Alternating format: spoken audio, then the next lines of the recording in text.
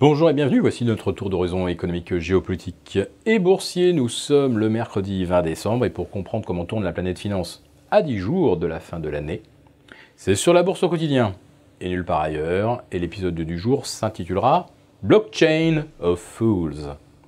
Je fais référence à un célèbre morceau de soul des années 1960, Chain of Fools.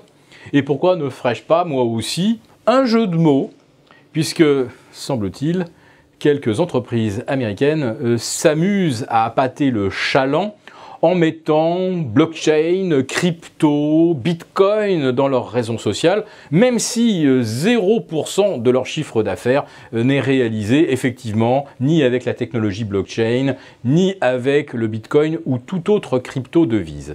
Tenez, la SEC, c'est-à-dire le gendarme de la bourse américaine, vient de suspendre la cotation de The Crypto Company. Entreprise totalement inconnue il y a encore 2 mois et dont le cours vient de passer, tenez-vous bien, de 3,30 $ à 575 $ pour une capitalisation de plusieurs milliards de dollars avec un chiffre d'affaires totalement microscopique. La SEC demande aux investisseurs de se renseigner un petit peu avant de continuer d'acheter. Hier, j'évoquais également dans la bourse au quotidien Longfin, encore une merveilleuse histoire, une entreprise totalement confidentielle, dont les statuts n'ont été déposés qu'en début d'année, qui a commencé à être cotée sur le Nasdaq début décembre et qui a vu son cours passer de 1 $ à 145 $ et sa capitalisation atteindre 7 milliards de dollars pour un chiffre d'affaires de 7 milliards de dollars pour 28 millions de dollars. Chiffre d'affaires 300 fois inférieur à la capitalisation. Je rappelle que la norme historique pour une entreprise qui se porte bien, eh bien, elle peut se vendre jusqu'à 3 fois son chiffre d'affaires, mais peut-être pas 300.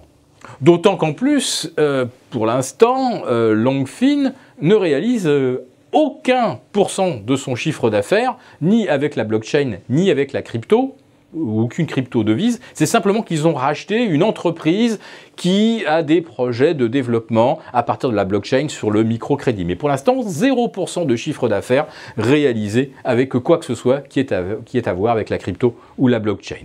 Voilà. Les marchés, en fait, n'apprennent rien de leurs erreurs du passé. On dépasse finalement à chaque fois des sommets d'imbécilité. L'imbécilité, bien sûr, de la bulle des dot-com, où il suffisait de rajouter .com à son entreprise pour que le cours quintuple, décuple, centuple. Vous fabriquez des gaufres, vous mettez gaufre.com et vous devenez milliardaire. Même chose pour la nourriture pour animaux. Rappelez-vous de l'expérience pet.com, entreprise dont le cours avait été multiplié par 100 et qui, 1 an plus tard, faisait faillite. Mais il n'y a pas donc que cet aspect complètement absurde des valorisations de tout ce qui touche à la crypto ou à la blockchain. Il y a aussi cette nuit cette faillite d'une des principales plateformes de trading de Bitcoin en Corée du Sud. Il faut savoir que la Corée du Sud est la 2e place mondiale pour le trading du Bitcoin en volume, derrière le Japon. Donc c'est quelque chose de très gros, c'est pas comme si une petite plateforme, comme ça s'est produit en Slovénie, s'était fait hacker comme il y a 15 jours. Là c'est vraiment un vrai mastodonte qui plonge et qui démontre que donc tout ce qui tourne autour du Bitcoin n'est absolument pas sûr. Vous imaginez, vous, que d'un seul coup, votre plateforme du jour au lendemain ferme, vous ne pouvez plus rien faire avec vos bitcoins ou vos autres crypto-devises.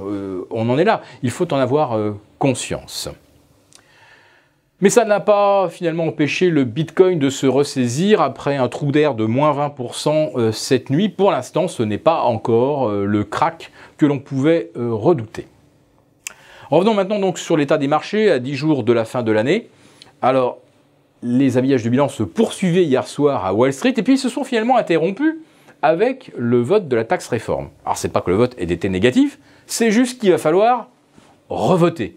Tout simplement parce que il y a une disposition qui permet de bloquer une loi si jamais son impact est trop important sur les déficits. Et il semble bien que ce soit le cas pour la taxe réforme. Alors, est-ce que des amendements vont être présentés avec de vagues prétextes d'économie qui permettront de faire passer le texte?